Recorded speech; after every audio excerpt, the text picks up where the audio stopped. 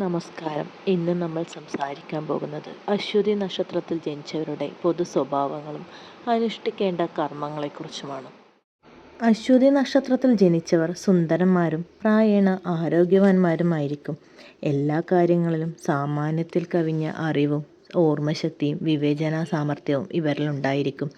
ചൈതന്യമുള്ളതും വിശാലങ്ങളുമായ കണ്ണുകളും വിസ്താരമുള്ള നെറ്റിയും ഉയർന്ന നാസികയും പ്രശാന്ത ഗംഭീരമായ മുഖഭാവവും ഈ നക്ഷത്രക്കാരുടെ പ്രത്യേക ലക്ഷണങ്ങളാണ്.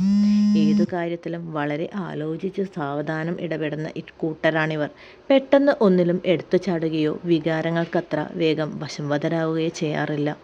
എന്നാൽ ആലോചിച്ചോ അല്ലാതെയോ ഏതെങ്കിലും ഒരു നിലപാട് ഇവർ സ്വീകരിച്ചു കഴിഞ്ഞാൽ എന്തെല്ലാം കഷ്ടനഷ്ടങ്ങൾ സംഭവിച്ചാലും അതിൽ നിന്ന് മാറാത്ത ഒരു സ്വഭാവം ഇവരിൽ കണ്ടുവരുന്നുണ്ട്.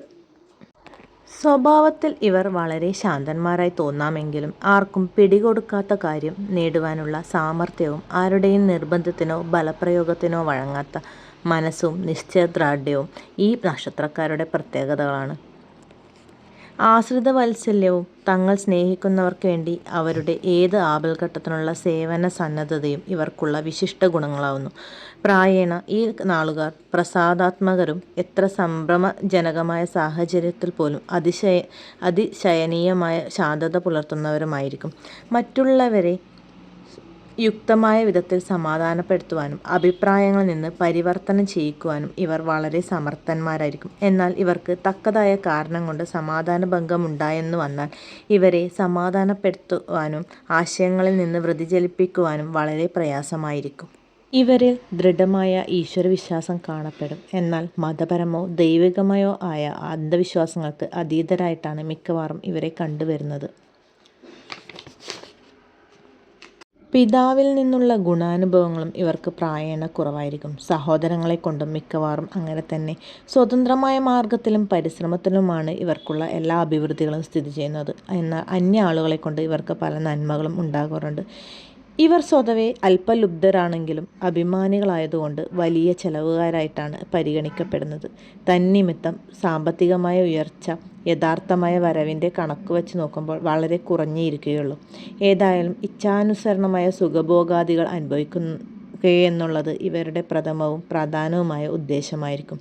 വീടും പരിസരവും ഉപയോഗിക്കുന്ന സാധനങ്ങളുമെല്ലാം എപ്പോഴും വൃത്തിയായും കുലീനമായും സൂക്ഷിക്കണമെന്നുള്ളതിനാൽ ഇവർക്ക് വലിയ നിർബന്ധമുണ്ടായിരിക്കും. അശ്വതി നക്ഷത്രക്കാർ പുറമേ നല്ല ആരോഗ്യവാന്മാരായി തോന്നുമെങ്കിലും അർശസ്, വാതരക്തം, മൂത്രാശയ രോഗങ്ങൾ, ഹൃദ്രോഗം എന്നിവയിൽ ഏതെങ്കിലും ഒന്ന് ഇവരെ വിട്ടുമാറാതെ ഉപദ്രവിക്കാറുണ്ട്. എന്നാൽ ഇവർ ആരോഗ്യത്തെക്കുറിച്ച് അത്ര കൃത്യമായി പരിഗണിക്കുന്നവരല്ല. ഔഷധങ്ങളെക്കാളും ആത്മനിയന്ത്രണം കൊണ്ട് ദിനചര്യ കൊണ്ടും യോഗശമനം വരുത്താമെന്ന് വിശ്വസിക്കുന്നവരാണ് ഇവരിൽ അധികവും. ഇത് ഇവർ പ്രയോഗത്തിൽ വരുത്തിക്കാറുമുണ്ട്. അശ്വതി നക്ഷത്രത്തിൽ ജനിച്ച സ്ത്രീകൾക്ക് ഇതിൽ വിവരിച്ച ഫലങ്ങൾ മിക്കവാറും യോജിച്ചിരിക്കുമെങ്കിലും ചില പ്രത്യേകതകൾ കൂടിയും ഓർമ്മിക്കേണ്ടതുണ്ട്. ഇവർ അതിരറ്റ ഈശ്വരവിശ്വാസികളും മതബോധമുള്ളവരുമായിരിക്കും. ഹൃദയം ലളിതവും എന്നാൽ സഹിക്കാൻ കഴിവില്ലാത്തതുമായിരിക്കും. നിഷ്കളങ്കമായ ഭർതൃഭക്തി ഇവരിലുണ്ടായിരിക്കും. കുടുംബഭരണത്തിലും ഔദ്യോഗിക രംഗത്തായാലും ഇവർ അസാമാന്യ കഴിവുള്ളവരായും കാണപ്പെടും.